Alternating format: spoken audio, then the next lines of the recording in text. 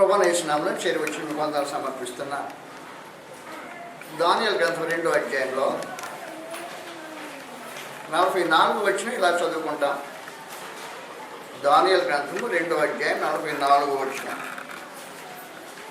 ఆ రాజుల కాలములలో పరలోకమున్న దేవుడు ఒక రాజ్యము స్థాపించును, దానికన్నిటికీ నాశనము కలగదు. ఆ రాజ్యము దాని పొందిన వారికి గాక మరి ఎవరికి చెందదు. అది ముందు చెప్పిన రాజ్యం నంటిని పొంగులు కొట్టి నిర్మూలన చేయును, కానీ అది యుగముల వరకు నిల్చును.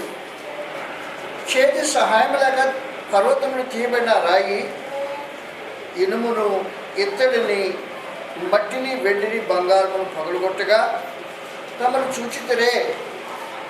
ఎందువల్ల ఆ మహాదేవుడు ముందు జరగబో సంగతి రాజునకు తెలియజేసి ఉన్నాడు. కళ నిశ్చయము, దాని భావము నమ్మదగినది అని దానియేలు రాజుతో చెప్పాను. ఆ రాజుల కాలంలో అనేది నిరక్షేపంగా ఆ రాజుల కాలము రాజుల కాలాన్ని సూచిస్తూ ఉంది అని గ్రంథం తెలిసిన వారికి ఎరుకైన సమాచారం. అందువల్ల నేను వెనక్కి వెళ్ళి సంగతులు వివరించడానికి ఉద్దేశించలా. ఆ రాజుల కాలంలో పరలోకమందు దేవుడు ఒక రాజ్యము స్థాపించను. పరలోకమందు దేవుడు ఆ రాజుల కాలంలో స్థాపించే రాజ్యము, దాని గురించి ఈరోజు మనం ఆలోచించబోతుంటాం. లూకాసు సువార్త 3వ అధ్యాయంలో ఆ రాజుల కాలం ఏదో గ్రంథం ఇలా తెలియజేస్తుంది. ఆ రాజుల కాలంలో, ఏ రాజుల కాలంలో, కాలం గురించి ప్రత్యేకించి మాట్లాడుతుంది. ఇది రాజుల కాలం అనే సమాచారం గ్రంథం తేడాగా సూచిస్తుంది. లూకాసు సువార్త 3వ అధ్యాయం 1 నుండి తిబెరే కైసరు ఏలుబడిలో, ఇది రోమా చక్రవర్తి తిబెరే కైసరు ఏలుబడిలో 18వ సంవత్సరం మందు యోదయకు పొంతి పిలాతు అధిపతిగాను, గలిలయకు హేరోదు చతుర్థాధిపతిగాను, ఇతూరియా త్రకోనీతి దేశములకు అతని తమ్ముడైన ఫిలిప్పు చతుర్థాధిపతిగాను, అబులేనే దేశములకు లుసానియా అధిపతిగాను, అన్నయు కైపయు ప్రధాన యాజకులుగా ఉన్న కాలమున అరణ్యమున జక్కర్యా కుమారుడైన యోహాను వద్దకు దేవుని వాక్యం వచ్చెను. మత్తయి సువార్త 3వ అధ్యాయంలో జక్కర్యా కుమారుడైన యోహాను వద్దకు దేవుని వాక్యం వచ్చినప్పుడు 3వ అధ్యాయం 1వ వచనంలో, ఆ దినముల యందు బాప్తిస్మం యోహాను వచ్చి పరలోక రాజ్యము సమీపించినది మారు మనసు పొందిన యోదయ అరణ్యంలో ప్రకటించుచుండెను. కాబట్టి కాలంలో జరిగిన ఆ ప్రకటన ఆ రాజుల కాలంలో జరిగింది. పరలోక రాజ్యము స్థాపించబడి, రాజుల కాలంలో ఒక దేవుడు ఒక రాజ్యమును స్థాపిస్తాడు. ఆ రాజ్యము పరలోక రాజ్యం. కాబట్టి యోహాను వచ్చి, ఆ రాజుల కాలంలో వచ్చిన యోహాను, దేవుని వాక్యం ప్రత్యక్షమైన యోహాను మాట్లాడుతూ పరలోక రాజ్యము సమీపించినది, మారు మనసు పొందుడని యోదయ అరణ్యంలో ప్రకటించుచుండెను సమాచారం తెలియజేయబడింది. కాబట్టి రాజుల కాలంలో పరలోకమందు దేవుడు రాజ్యం స్థాపించే కార్యక్రమాన్ని, ప్రక్రియను ప్రారంభించేశాడు. మార్కు సువార్త 1వ అధ్యాయంలో, మార్కు సువార్త 1వ అధ్యాయం 14-15 వచ్చిన సమాచారం రాబడింది. యోహాను చెరపట్టబడిన తరువాత యేసు, కాలము సంపూర్ణమైనది, ఆ రాజుల కాలం అన్నాడే, ఆ కాలాన్ని గురించి, కాలము సంపూర్ణమైనది, దేవుని రాజ్యము సమీపించినది, మారు మనసు పొంది సువార్త నమ్ముడు అని చెప్పుచు దేవుని సువార్త ప్రకటించు గలిలయకు వచ్చాను. ఆ రాజుల కాలంలో స్థాపించబడే రాజ్యము ఆత్మ సంబంధమైన రాజ్యం. ఆ రాజ్యము సంఘరాజ్యం. పరలోకమందు దేవుడు ఆ కాలంలో స్థాపించే రాజ్యము సంఘరాజ్యం. మత్తయి సువార్త 16వ అధ్యాయంలో సమాచారం రాబడింది. వాస్తవానికి క్రీస్తు సంఘం సార్వత్రికమైనది అనే భావన మత్తయి సువార్త 16వ అధ్యాయంలో తెలియజేయబడింది. క్రీస్తు సంఘం సార్వత్రికమైనది. దాని రూపము, అసలైన రూపము సార్వత్రికమైంది. 16వ అధ్యాయంలో 18వ వచనంలో ప్రభువైన యేసు మాట్లాడుతున్నాడు. మరియు నీవు పేతురు, ఈ బండ మీద నా సంఘమును కట్టుదును, పాతాళ లోక ద్వారములు దాని ఎదురు నిలువనేరవని నీతో నిశ్చయముగా చెబుతున్నాను. పరలోక రాజ్యమేక తాళపు చేత నీకు ఇచ్చెదను. నీవు భూలోకమందు దేన్ని బంధించువో అది పరలోకమందును బంధింపబడును, భూలోకమందు దేని విప్పుదువో అది పరలోకమందు విప్పబడిన చెప్పాను. కాబట్టి పరలోక రాజ్యము, దేవుని రాజ్యం, పరలోక రాజ్యం స్థాపించబడే దేవుని రాజ్యం, పరలోక సంబంధమైన రాజ్యము క్రీస్తు సంఘం. అది సంఘరాజ్యం వాస్తవానికి. కాబట్టి పరలోకమందు దేవుడు ఏం చేస్తుంటాడంటే రాజ్యాన్ని ఏర్పాటు చేస్తుంటాడు. అంధకార సంబంధమైన అధికారంలో నుంచి మనిషిని విడుదల చేసి, కొలస్సీలు 1 అధ్యాయం 13 వచ్చిన సమాచారం రాబడింది. కొలస్సీలు 1 అధ్యాయం 13 వచ్చినలో ఆయన దేవుడు మనలను అంధకార సంబంధమైన అధికారం నుంచి విడుదల చేసి, కాబట్టి సాతాను యొక్క రాజ్యం నుంచి విడిపించి తాను ప్రేమించిన తన కుమారుని యొక్క రాజ్య నివాసులుగా చేశాను అని రాబడింది. కాబట్టి క్రీస్తు సంఘ సభ్యులను ఆయన రాజ్య నివాసులుగా చేసిన సమాచారం తేడాగా తెలియబడింది. క్రీస్తు సంఘం దేవుని రాజ్యమై ఉంది. ఈ రాజ్యము సార్వత్రికమైంది, సంఘము సార్వత్రికమైంది. కానీ సార్వత్రికమైన ఈ సంఘాన్ని ఏలుబడి చేసేదానికి దేవుని యొక్క ప్రత్యేకమైన ప్రక్రియ ఒకటి ఉంది. జాగ్రత్త మనం ఆలోచించాల్సిన అవసరం ఉంది. ఇప్పుడు మత్తయి సువార్తలో 6వ అధ్యాయం ప్రభువైన యేసు తన శిష్యులైన వారికి నేర్పించిన ప్రార్థనలో ఉన్న విశేషమైన సంగతి. మత్తయి సువార్త 6వ అధ్యాయం 10వ వచనంలో ప్రభువు తన శిష్యులకు నేర్పించిన సందేశం ఇక్కడ ఉంది. మత్తయి సువార్త 6వ అధ్యాయం 10వ వచనం ఏముందంటే,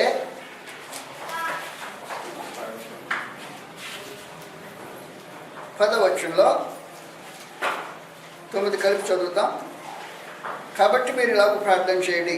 పరలోకమందున్న మా తండ్రి, నీ నామము పరిశుద్ధపరచబడ్డగాక, నీ రాజ్యము వచ్చుగాక. అంటే నీ రాజ్యం వచ్చుగాక అంటే అర్థం చెప్పేస్తున్నాడు, నీ చిత్తము పరలోకమందు నెరవేరినట్లు భూమి మీద నెరవేరుగాక అనేసాడు.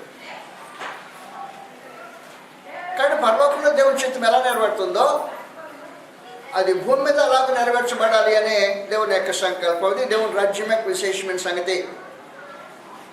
దేవుని రాజ్యము అంటే పరలోకంలో దేవుని చిత్తం నెరవేర్చబడే రీతిగా భూమి మీద దేవుని చిత్తం నెరవేర్చబడాలి.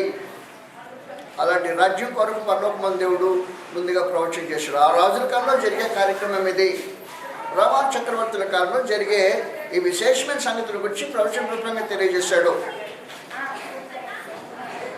వాస్తవానికి ఏం జరుగుతుందంటే, ఈ రాజ్య పరిపాలన గ్రాస్ రూట్స్ నుంచి జరుగుతుంటుంది. దేవుని రాజ్య సంబంధమైన పరిపాలన స్థానిక సంఘాలు దేవుని రాజ్యానికి పరిపాలన యూనిట్స్ అయి ఉంటాయి. స్థానిక సంఘాల ద్వారా దేవుడు తన కార్యక్రమాన్ని జరిగించుకోవటానికి ఉద్దేశించాడు. వాస్తవానికి ప్రభువుని యేసునందు విశ్వాసం ఉంచి అద్వితీయ సత్యదేవుడు ఆయన మృతుల నుంచి లేపాడు అనే ప్రత్యేకమైన విశ్వాసంతో పాపక్షమాపణతో బాప్తిసం పొందిన వారు దేవుని రాజ్యంలో చేర్చబడుతుంటారు. ఈ దేవుని రాజ్యంలో చేర్చబడిన వారు సార్వత్రికమైన సంఘంలో సభ్యులై ఉంటారు. కానీ పరలోకం దేవుడు చేసిన ఏర్పాటును బట్టి ఏం జరిగిందంటే, స్థానిక సంఘాలు అనేవి దేవుని అడ్మినిస్ట్రేటివ్ యూనిట్స్కి ఏర్పాటు చేసుకున్నాడు. స్థానిక సంఘాలు అడ్మినిస్ట్రేటివ్ యూనిట్స్. స్థానిక సంఘము heavenly administrative unit, earthly functional unit. స్థానిక సంఘం అంటే మనకు సరిగ్గా తెలియలా. వాస్తవంగా ఏం జరుగుతుందంటే, నేను ఆయా స్థలాల్లో బైబిల్ క్లాసు సోదరులు తీసుకెళ్తున్నారు, మాట్లాడుతూ వస్తున్నా. అవి స్థానిక సంఘాలు కావు. బైబిల్ క్లాసులు జరిగిస్తూ ఉన్నాం. స్థానిక సంఘము దేవుని యొక్క ఏర్పాటులో ప్రత్యేకమైంది. దేవుని ఏర్పాటులో ప్రత్యేకమైంది. సంఘం ద్వారా దేవుని యొక్క నానా విధమైన జ్ఞానం తెలియజేయబడాలని దేవుని సంకల్పంలో భాగమైంది. స్థానిక సంఘ ఏర్పాటు దేవుని సంకల్పంలో భాగమైంది. స్థానిక సంఘాలకు భిన్నంగా దేవుని మహింపరిచేదానికి అవకాశం ఉండదు. స్థానిక సంఘాలు దేవుని యొక్క ఏర్పాటులో భాగమైంది. జాగ్రత్త గుర్తుపెట్టుకోండి. ప్రకటన గ్రంథంలో ప్రత్యేకించి 7 స్థానిక సంఘాలు జ్ఞాపకం చేయబడ్డాయి. ఆ 7 స్థానిక సంఘాల గురించి ఈ సందేశం ఎలా రాబడింది. స్థానిక సంఘాలు దేవుని అడ్మినిస్ట్రేటివ్ యూనిట్స్. 2వ అధ్యాయంలో 5వ వచనంలో నీవు ఎఫెసులో ఉన్న సంఘం, మొదటి వచ్చిన ఎఫెసులో ఉన్న సంఘాన్ని గురించి మాట్లాడుతున్నాడు. ఎఫెసులో ఉన్న సంఘదూతకి ఎలా రాయమని 1వ వచనం చెప్పేసి 5వ వచనంలో నీవు ఏ స్థితి నుండి పడితేవో ఆ స్థితి అది జ్ఞాపకం చేసుకుని మారు మనసు పొంది ఆ మొదటి క్రియలు చేయము. అట్లు చేసి నీవు మారు మనసు పొందితేనే సరి, లేని ఎల్లా నేను నీ వద్దకు వచ్చి నీ దీపస్తంభం నీ దాని చోట్ల తీసివేతును. కాబట్టి స్థానిక సంఘము ఒక స్థానిక సంఘం యొక్క నేరాన్ని మరొక స్థానిక సంఘం మీద రుద్దడు. స్థానిక సంఘాలు దేవుని అడ్మినిస్ట్రేటివ్ యూనిట్స్. అందువల్ల ఎఫెసులో ఉండే స్థానిక సంఘం మొదటి ప్రేమను కోల్పోయిందట. తప్పు నీదే అన్నాడు. ఈ తప్పు మరొక ప్రక్కన స్థానిక సంఘం మీద ఇట్లా 8వ వచనంలో స్మరణలో ఉన్న స్థానిక సంఘాన్ని గురించి మాట్లాడుతున్నాడు. ఇది స్మరణలో ఉండే స్థానిక సంఘం యొక్క పరిస్థితి. ఈ పరిస్థితిని గురించి మాట్లాడుతూ నీ శ్రమను నీ దరిద్రతను నేను ఎరుగుదును, ఆయన నీవు ధనవంతుడివే. 10వ వచనంలో ఇదిగో మీరు శోధింపబడుకున్నట్లు అపవాది మీలో కొందరిని చెల్లవేయబోచున్నాడు. 10 దినములు శ్రమ కలుగును, మరణం వరకు నమ్మకంతో ఉండను, నీకు జీవకిరీటం ఇస్తానని చెప్పింది స్మరణలో ఉండే స్థానిక సంఘానికి సంబంధించిన సందేశం. అలాగన దేవుడు స్థానిక సంఘంతో తన వ్యవహార కార్యక్రమాలను జరిగిస్తుంటాడు.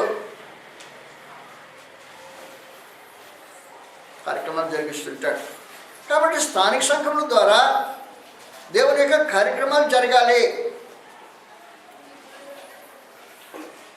3వది ప్రత్యేకించి పెరగములో ఉన్న స్థానిక సంఘాన్ని గురించి మాట్లాడాడు. 12వ వచనం పెరగమ స్థానిక సంఘం గురించి మాట్లాడి 13వ వచనంలో సమాచారం తెలియజేస్తున్న వారి సాతాను కాపురమున్న ఆ స్థలములో నా యందు విశ్వాసయుడి నన్ను గురించి సాక్షైన అంతిపోయిన వాడు మీ మధ్యను చంపబడ్డ దినములలో నీవు నా నామమును గట్టిగా చేపట్టి నా అందరి విశ్వాసమును విసర్జింపలేదని నేను ఎరుగుదును. ఈ స్థానిక సంఘం యొక్క విశేషమైన సంగతి.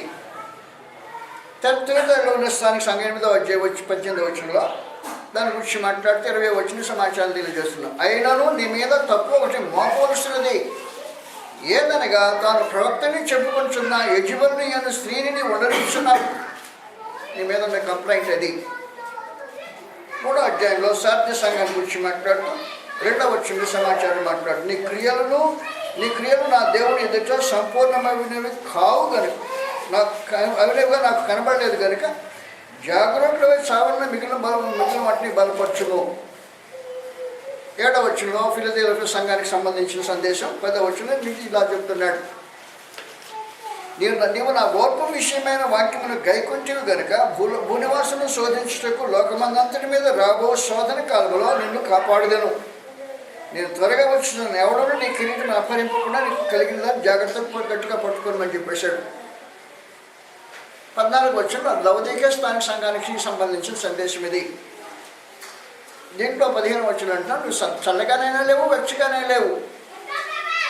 నువ్వు చల్లగానైనా వెచ్చగానే లేకుండా కానీ నిలువెచ్చగా ఉన్నావని చెప్పి ప్రత్యేకించి. కాబట్టి ఒక్కొక్క స్థానిక సంఘం యొక్క పరిస్థితిని వర్ణించి ఒక స్థానిక సంఘం యొక్క దుస్థితిని బట్టి ఇంకొకరిని నిందించడం కానీ, ఒకరి స్థానిక సంఘం యొక్క బలమును బట్టి మరొకరిని గౌరవించడం కానీ చేయకుండా ఏ స్థానిక సంఘం దానికి సంబంధించిన సమస్యలను దాన్ని బాధ్యతలుగా చేసిన ఒక విశేషమైన ప్రక్రియ గ్రంథంలో తేట కనిపిస్తుంటుంది. అందువల్ల పరలోకమంతుడు ఏం చేస్తుంటాడంటే స్థానిక సంఘాన్ని హెవెన్లీ అడ్మినిస్ట్రేటివ్ యూనిట్స్ గాను ఎర్త్లీ ఫంక్షనల్ యూనిట్స్గా ఉంటాడు. కాబట్టి ఎర్త్లీ ఫంక్షనల్ యూనిట్స్ పరలోక దేవుని యొక్క చిత్తాన్ని భూమి మీద నెరవేర్చే ఫంక్షనల్ యూనిట్స్ స్థానిక సంఘాలు అన్నమాట. దేవుడు స్థానిక సంఘాల ద్వారా మహింపరచబడాలని ఉద్దేశం సంకల్పించిన వాడు అయినాడు. స్థానిక సంఘాలకు బయట దేవుని సంకల్పం ఉండదు. మనుషులు దేవుని కార్యక్రమాలు జరిగించలేరు. ఫిలిప్పీయులకు రాసిన పత్రిక 2వ అధ్యాయంలో 6వ వచనం, క్రీస్తు యేసులో కలిగిన మనసు మీరు కలిగి ఉంది. 6వ వచనం, ఆయన దేవుని స్వరూపము కలిగిన వాడయుడి దేవునితో సమానం పుట్టి విడిచిపెట్టుకుని భాగ్యం నేర్చుకోలేదు, కానీ మనిషి పోలికగా పుట్టి దాసుని స్వరూపం ధరించుకుని తను తానే రిక్తనిగా చేసుకున్నాడు.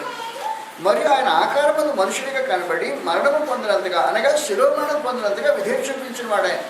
అందుచేతను జాగ్రత్త గుర్తుపెట్టుకోండి, ఎందుచేత క్రీస్తుకు శిరోమరణం అనుభవించిన దాని చేత, అందుచేతను పరలోకంలో ఉన్నవారిలో కానీ, భూమి మీద ఉన్నవారిలో కానీ, భూమి కింద ఉన్నవారిలో కానీ ప్రతివాని మోకాలు యేసు నామములో ఒమ్మునట్లును, ప్రతివాని నాలుక తండ్రి అయిన దేవుని మహిమార్థమై యేసుక్రీస్తు ప్రభు అని ఒప్పుకున్నట్లు ఆయన నామకంటే పైనామం ఆయన కనిపించిన సమాచారం చెప్పాడు. దేవునికి మహిమ కలగాలంటే క్రీస్తు ప్రభు నామంలో మోకరించాలి, ఆయన ప్రభు అని చెప్పుకోవాలి. కానీ ఎక్కడ చేయాలి ఈ కార్యక్రమం? సంఘంలో జరిగించాలి. శేషమైన సమాచారం. కాబట్టి ఎఫెసీయులకు 3వ అధ్యాయంలో దేవునికి మహిమ స్థానిక సంఘంలో జరగాలి అనేది ఆయన సంకల్పంలో భాగమైంది. స్థానిక సంఘాలకు బయట దేవుని మహిమపరిచే అవకాశం ఉండదు. క్రీస్తు ప్రభు నామంలో మోకరించే వాళ్ళు ఆయన స్థానిక సంఘంలో ద్వారా ఈ కార్యక్రమం జరిగించాలనేది దేవుని సంకల్పంలో భాగమైంది. ఎఫెసీయులకు 3వ అధ్యాయంలో 20-21 వచనం ఈ సమాచారం రాబడింది. 20-21, మనలో కార్యసాధకమగు తన శక్తి చొప్పున మనము అడుగు వాటన్నిటికంటేను ఊహించు వాటన్నిటికంటేను అత్యధికంగా చేసే శక్తి గల దేవునికి క్రీస్తు యేసు మూలమున ఎక్కడ? సంఘములో తరతరములు సదాకాలం మహిమ కలుగును గాక అని ఇచ్చాడు. కాబట్టి దేవునికి మహిమ కలగాలంటే క్రీస్తు ప్రభు నామంలో మోకరించాలని ప్రభువుని ఒప్పుకోవాలి. కానీ సంఘం క్రీస్తు యేసునందు సంఘంలో తరతరములు సదాకాలం దేవుని మహిమ కలగాల్సిన అవసరం ఉంది. కాబట్టి స్థానిక సంఘాలు దేవుని సంకల్పాన్ని నెరవేర్చడానికి heavenly administrative units, earthly functional units అని చెప్పాను మీకు. స్థానిక సంఘం ద్వారా ఏం జరుగుతుందంటే ఈ ఫంక్షనల్ యూనిట్స్ ఏం జరుగుతుందంటే పరలోకమ దేవుడి చిత్తం ఎలా జరుగుతుందో అలాగే భూమి మీద నెరవేర్చడానికి దేవుని సంకల్పంలో భాగమైనవి. దేవుని చిత్తం నెరవేర్చడానికి పరలోకం దేవుని చిత్తము పరలోకం ఎలా నెరవేర్చబడుతుందో భూమి మీద నెరవేర్చబడటానికి దేవుని ఏర్పాట్లో ఉన్నది స్థానిక సంఘమైన పరిస్థితి. ఫంక్షనల్ యూనిట్స్ అన్నాం ప్రత్యేకించి. ఫంక్షనల్ యూనిట్స్ అంటే ఏం చేస్తుంటారంటే ఫంక్షనింగ్లో మొదటి సమాచారం దేవుని ఆరాధించట ఫంక్షనల్ యూనిట్ చేసే పరిస్థితి. ఆరాధన స్థానిక సంఘంలో జరగాలి. ఆరాధించే ఫంక్షనల్ యూనిట్స్ కాబట్టి దేవుని ఆరాధించడం స్థానిక సంఘాల్లో జరిగే కార్యక్రమం. అది దేవుని ఆరాధన ఎక్కడ పడితే అక్కడ జరిగే కార్యక్రమం కాదు. ఆరాధించడానికి పరమాత్మ దేవుడు ఏర్పాటు చేసుకున్న విశేషమైన కార్యక్రమం స్థానిక సంఘాలకు ఏర్పరిది. అందువల్ల మొదటి కొరింథీ పత్రిక 11వ అధ్యాయంలో సంఘంలో కూడి వచ్చుతుని గురించి ప్రత్యేకించి మాట్లాడుతున్నాడు. మొదటి కొరింథీ 11వ అధ్యాయంలో 17వ వచనం సమాచారం రాబడింది. మీరు కూడి వచ్చుట ఎక్కువ కీడికే కానీ ఎక్కువ మేలుకు కాదన్నాడు. ఏమంటే మీరు సంఘమంతా కూడి ఉన్నప్పుడు సమాచారం సంఘం ఆరాధన కూడిన కార్యక్రమం ఇది. కాబట్టి స్థానిక సంఘము ఆరాధన కొరింథీలో ఉండే స్థానిక సంఘం ఆరాధన కూడింది. కూడినప్పుడు జరిగిన లోకంలో జరుగుతున్నాడు. మొదటి సంగతి ఏదనగా 18వ వచనం, మీరు సంఘమంతా కూడి ఉన్నప్పుడు మీరు కక్షలు కలవని నమ్ముచున్నాను, కొంతమటికి ఇది నిజమని నమ్ముచున్నాను. మీలో యోగ్యులైన వారు ఎవడో కనబడినట్లు మీలో భిన్నాభిప్రాయాలు తప్పదు. మీరందరూ కూడి వచ్చుచుండగా ప్రభుత్వం భోజనం చేయడం సాధ్యం కాదు. అందువల్ల ఫంక్షనల్ యూనిట్స్గా దేవుని ఆరాధించే కార్యక్రమంలో సంఘంగా కూడినప్పుడు ప్రభుత్వం భోజనం చేసి ఫంక్షనల్ యూనిట్ అన్నమాట ఇది. ఈ ప్రభుత్వం భోజనం చేయటం అనేది పరలోకమందు దేవుని చిత్తము భూమి మీద నెరవేర్చే కార్యక్రమంలో ఒకటి ఉంది. ఆయన రాజ్య సంబంధమైన భోజనం ఇది. క్రీస్తు యేసుతో సహవాసం చేసే భోజనం. దేవుని పిల్లలు ఏకంగా సమస్త వైషమ్యాలు మానేసి కక్షలు, భేదములు, వైరములు సమస్తం మానేసి ఫంక్షనల్ యూనిట్ ఒక్క దేహంగా కూడే ప్రత్యేకమైన కార్యక్రమము ఆరాధన సంబంధించింది. మొదటి కొరింథీ 12వ అధ్యాయంలో స్థానిక సంఘం యొక్క ఏర్పాటు 12వ వచనంలో ఈ సమాచారం రాబడింది. 12వ అధ్యాయం 12వ వచనం, స్థానిక సంఘము క్రీస్తు యొక్క శరీరంగా ఫంక్షన్ అవుతుంది. కాబట్టి స్థానిక సంఘం క్రీస్తు యొక్క శరీరం అయి ఉంటుంది. 12వ వచనం, ఎలాగో శరీరము ఏకమయుడను అనేక అవయములు కలిగినదో, ఎలాగో శరీరం యొక్క అవయములన్నీ అనేకములైనను ఒక్క శరీరమైనదో అలాగే క్రీస్తున్నాడు. కాబట్టి క్రీస్తు యొక్క ఏర్పాటులో స్థానిక సంఘము శరీరంలోని అవయవం లాంటిదే. క్రీస్తు యొక్క శరీరానికి అవయవాలు ఎలా ఉన్నాయో అలాగూ ఒక స్థానిక సంఘంలో వ్యక్తులందరూ ప్రభువైన యేసు యొక్క శరీరంలో అవయములై ఉంటారు. స్థానిక సంఘం కూడిందనుకో, ప్రభువైన యేసు యొక్క శరీరం కూడింది, దాంట్లో హేలు మిస్ అయింది, అప్పుడే ప్రభువైన యేసు అవుట్వర్డ్గా కనపడుతుంది కదా. లేకపోతే చెయ్యి మిస్ అయింది, ఎందుకు రాలేదా మనిషి, ఏమైపోయింది, ప్రభువైన యేసు యొక్క దేహాన్ని ఎలా చూపిస్తున్నాం, అవిడితనంగా చూపిస్తున్నాం. జరుగుతున్న కార్యక్రమం అది. కాబట్టి ఇది ఫంక్షనల్ యూనిట్. కృష్ణకు శరీరంగా స్థానిక సంఘం కట్టుబట్టడం అనేది దేవుడి సంకల్పంలో భాగమైంది. అలాంటి సంఘం ద్వారా దేవుడు మహింపరచబడాలని ఉద్దేశం సంకల్పించాడు అనాదిలో. ఇది దేవుని అనాది సంకల్పానికి విశేషమైన సమాచారం. ఎఫెసీ 3వ అధ్యాయంలో 8వ వచనం నుండి దేవుడు మన ప్రభువైన క్రీస్తు యేసును చేసిన నిత్య సంకల్పం. అది నిత్య సంకల్పం, అనాది సంకల్పం. రాత్రి మాట్లాడుకున్నా వేరే సందర్భంలో, కానీ ఇప్పుడు మళ్ళీ అనుకుంటున్నాం.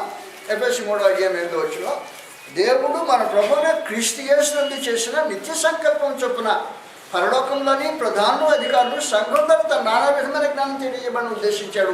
విశేషమైన సమాచారం తెలియజేస్తున్నాడు. కాబట్టి దేవుని యొక్క నానా విధమైన జ్ఞానం సంఘం ద్వారా తెలియచేయాలనేది దేవుని సంకల్పంలో భాగమైంది. సంఘం ద్వారా దేవుని యొక్క నానా విధమైన జ్ఞానం తెలియజేయాలి. ఎవరికి తెలియజేయాలి? పరలోకంలో ప్రధానులకు అధికారులకు తెలియజేయాలంటే పరలోకంలో ఉండే ప్రధానుల కంటే అధికారుల కంటే సంఘాన్ని దేవుడు హెచ్చించాడు అన్నమాట. కారణం ఏంటంటే అది క్రీస్తు యొక్క శరీరం. ప్రభువైన యేసు యొక్క ఆత్మ సంబంధమైన శరీరం కాబట్టి క్రీస్తు తన దేహాన్ని కల్వరి శిలువలో అప్పగించి అర్పించిన తర్వాత దానికి బదులుగా ఆత్మ సంబంధమైన శరీరము క్రీస్తు యొక్క సంఘం ఆత్మ సంబంధమైన శరీరమైంది. కొలస్సీయులకు 1వ అధ్యాయం 18వ వచనం మీద మాట్లాడబడింది. స్థానిక సంఘము క్రీస్తు యొక్క శరీరమైంది. ఇది ఆత్మ సంబంధమైన శరీరం. కొలస్సీయులకు 1వ అధ్యాయంలో 18వ వచనం క్రీస్తు ప్రభువు సంఘాన్ని గురించి మాట్లాడుతున్న విశేషమైన సమాచారం ఇది. 18వ వచనం, సంఘము అను శరీరములకు ఆయనే శిరస్సు. అది విశేషమైన. ఈ సంఘం అనేది ఆయన శరీరం. శరీరానికి ఆయన శిరస్సు అయి ఉన్నాడు. సంఘమున శరీరానికి ఆయనే శిరస్సు. మరి ఆయనకి అన్నింటిలో ప్రాముఖ్యత కలిగినంత మన ఆది అయ్యండి, మృతుల నుంచి లేచులో ఆది సంభూతులు అయి ఉన్నాడు. క్రీస్తు ప్రభువు శరీరములకు శిరస్సు అయి ఉన్నాడు. సంఘంలోని సభ్యులందరూ అవయవములై ఉన్నారు. ఆ శిరస్సుకు అవయవములై దేహాన్ని రూపొందించారు. అలాంటిది క్రీస్తు యొక్క స్థానిక సంఘం.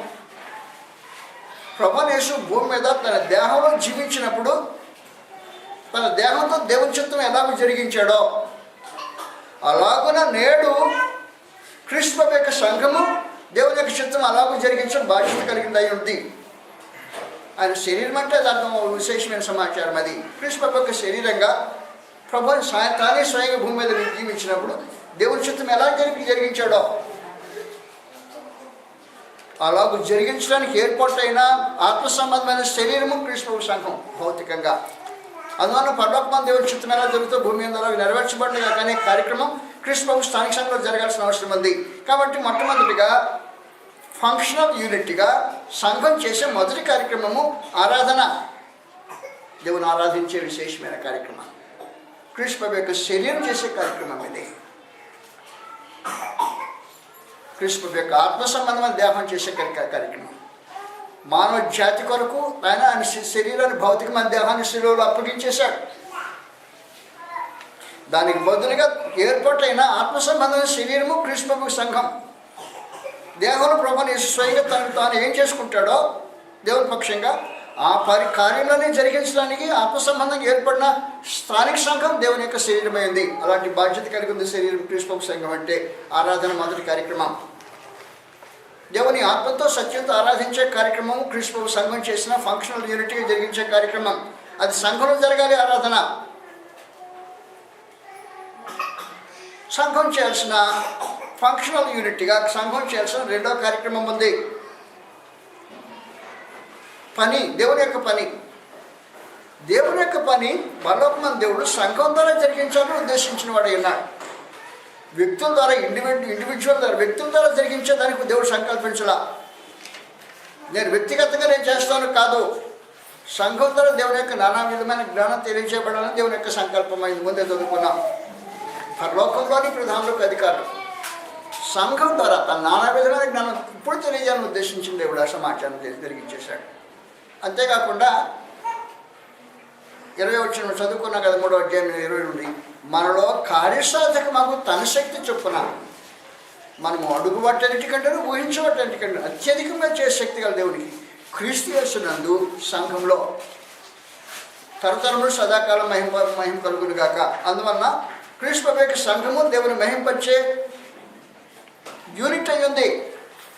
ఈ దేవుని మహింపరచడానికి ఆయన ఆరాధించడం వరకు ప్రత్యేకమైన కార్యక్రమం జరిగించాలి. సంఘం ద్వారా దేవుని యొక్క నానా విధమైన జ్ఞానం తెలియజేయాలి. సంఘం చేసిన కార్యక్రమం దేవుని యొక్క నానా విధమైన జ్ఞానం తెలియజేయటం.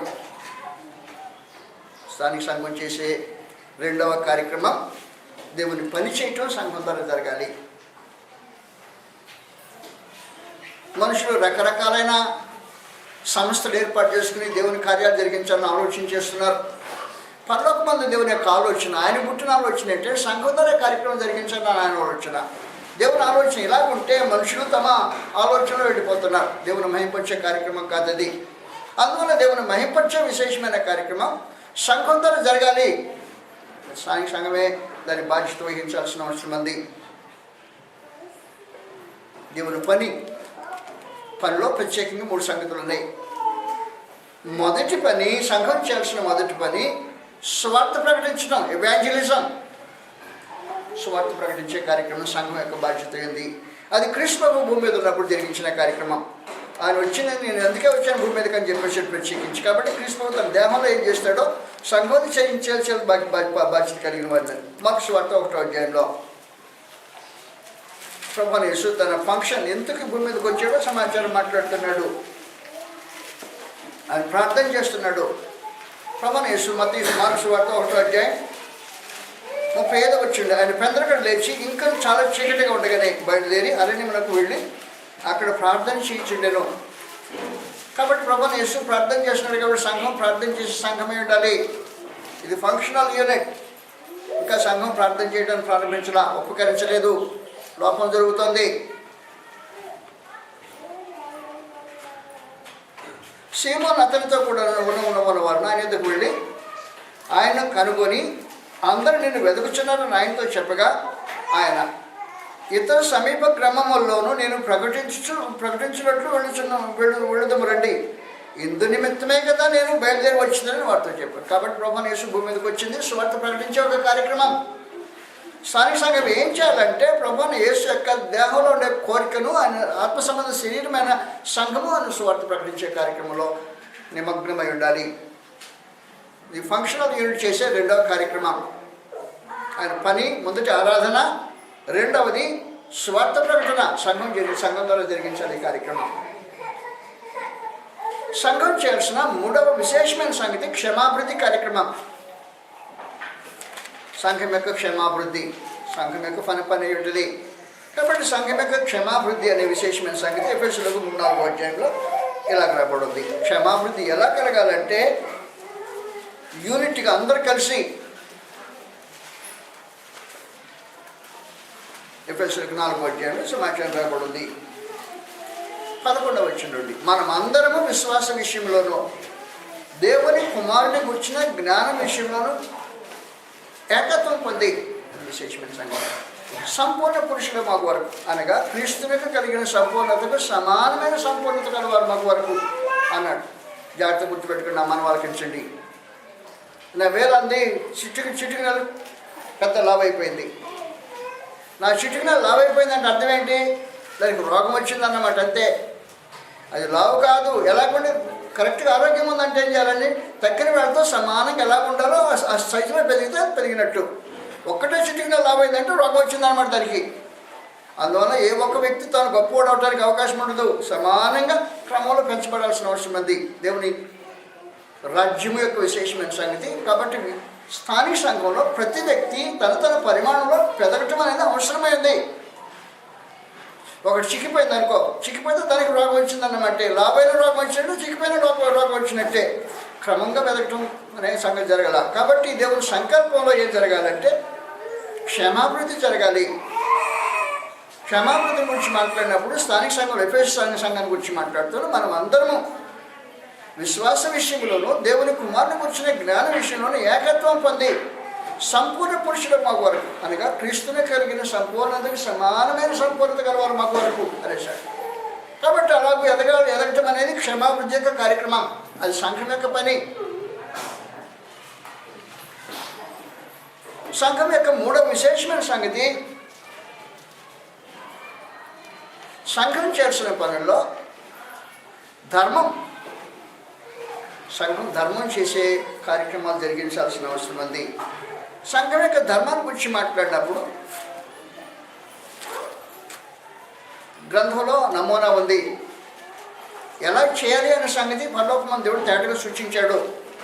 సూచించిన మేరకే సంగతులు జరగాలి, కానీ ఇష్టానుసారంగా జరిగే కార్యక్రమం కాదది. ధర్మ కార్యక్రమం జరగాలి. సంఘం యొక్క ధర్మ కార్యక్రమం. సంఘం యొక్క ధర్మ కార్యక్రమాన్ని గురించి మాట్లాడు రోమీయులకు రాసిన పత్రిక 15వ అధ్యాయంలో అపోస్తలుడైన పౌలు సంగతి మాట్లాడుతున్నాడు. సంఘం చేయాల్సిన మూడవ కార్యక్రమం ధర్మ కార్యక్రమాలు. రోమీయులకు 15వ అధ్యాయంలో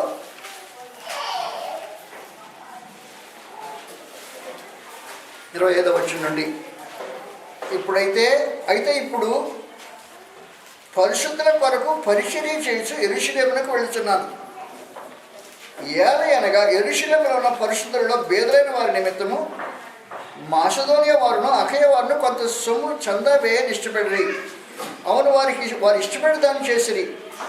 వారు వీరికి నష్టలు ఎట్లనగా నిజంలో వీరి ఆత్మ సంబంధమైన విషయంలో పాల్గొని ఉన్నారు కనుక శరీర సంబంధమైన విషయంలో మీరు సహాయం చేయబద్దులై ఉన్నారు అని చెప్పేశాడు. సంఘము ధర్మం చేయటానికి, ధర్మ సంబంధమైన కార్యం జరిగిన సంఘం బాధ్యత వహించాల్సిన అవసరం ఉంది. ఇది సంఘం ద్వారా జరిగింది. యెరూషలేములో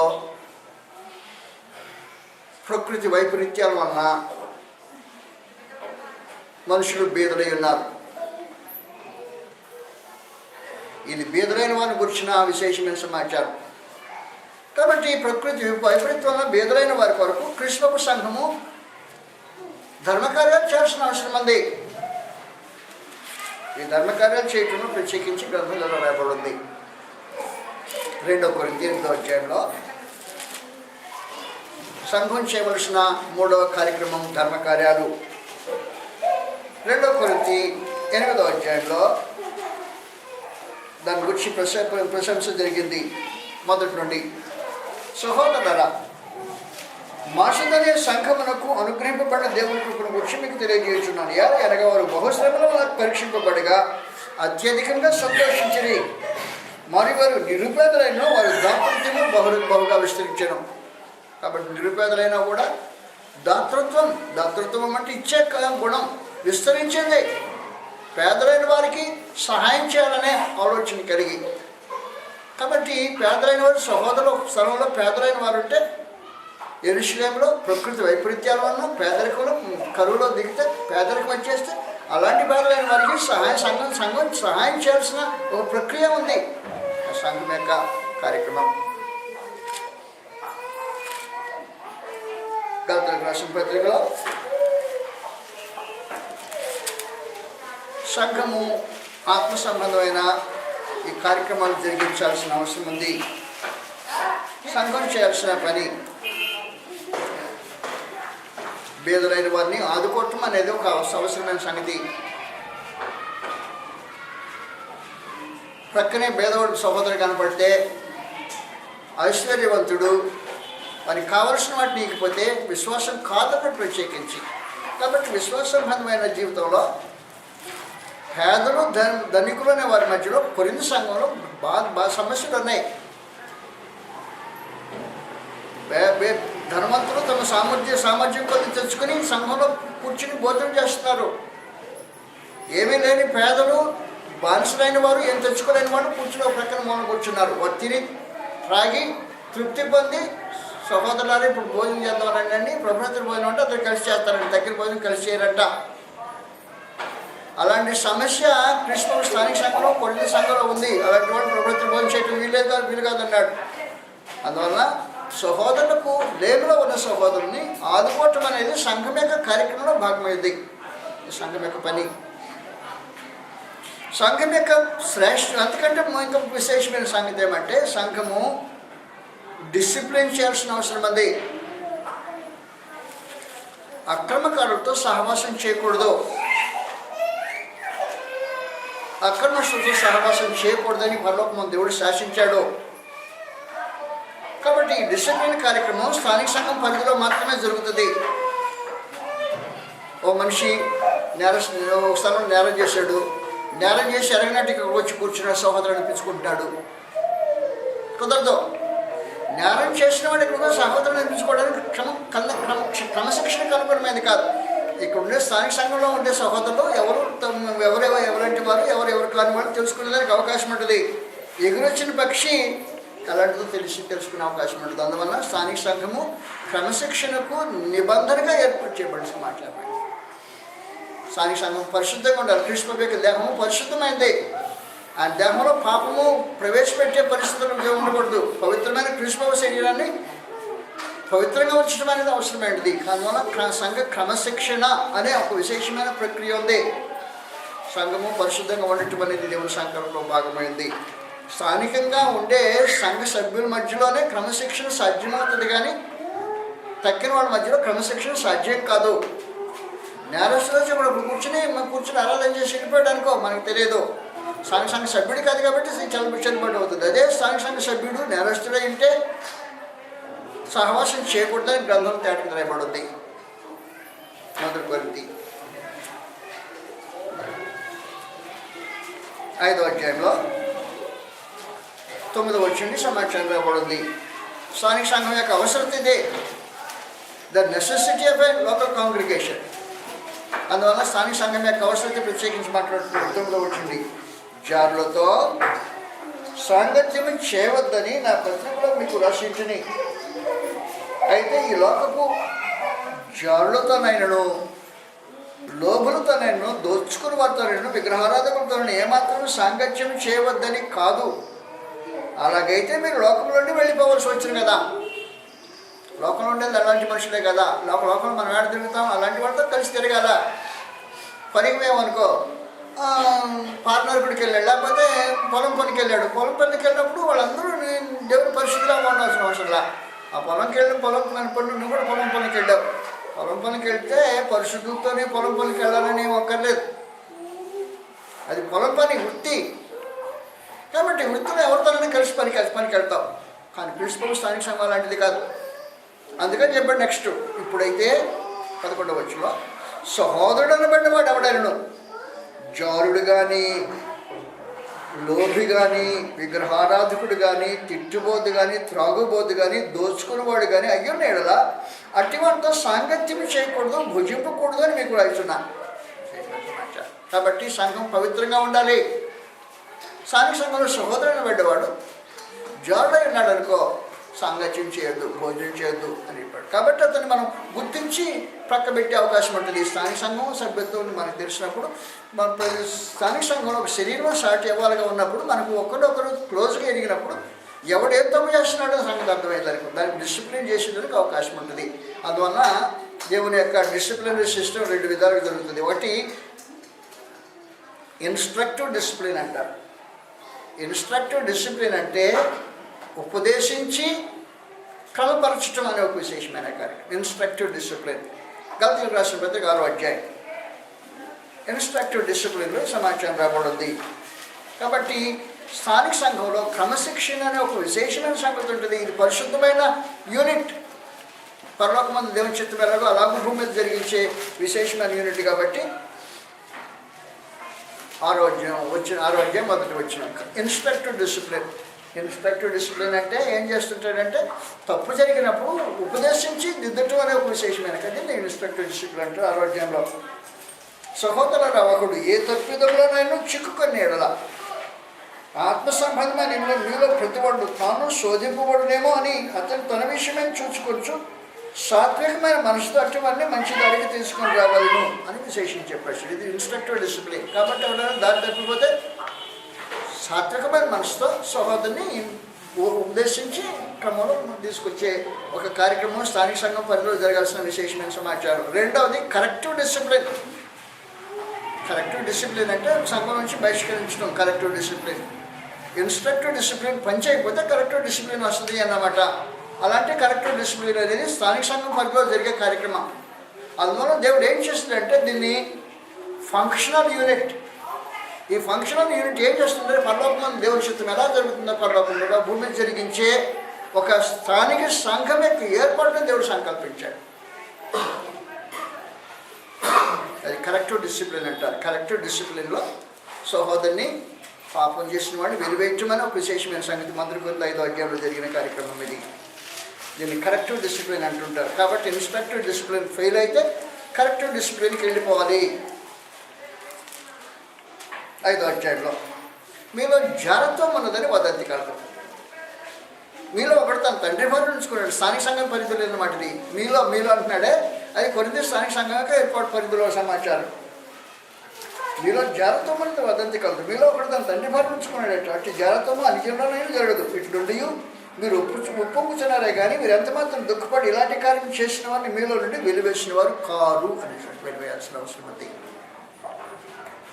నేను దేహ విషయమే దూరంగా ఉన్నాను, ఆత్మ విషయమే సమీపంగా ఉండి మీతో కూడా ఉండినట్టుగానే ఇటు కార్యములు ఎలాగో చేసిన వారిని గురించి మీకు ఇదివరకే తెలుపుచున్నాను. ప్రభు ఏమనగా ప్రభు అయిన యేసు దినమందు వాని ఆత్మ రక్షించబడినట్లు శరీరం రక్షించుటకై మన ప్రభుని యేసుక్రీస్తు నామమున మీరును నా ఆత్మయు మన ప్రభుని యేసుక్రీస్తు బలంతో కూడా వచ్చినప్పుడు వాడిని సాతానుకు అప్పగించవలను అని చెప్పేసి కరెక్టివ్ డిసిప్లిన్ అన్నాడు.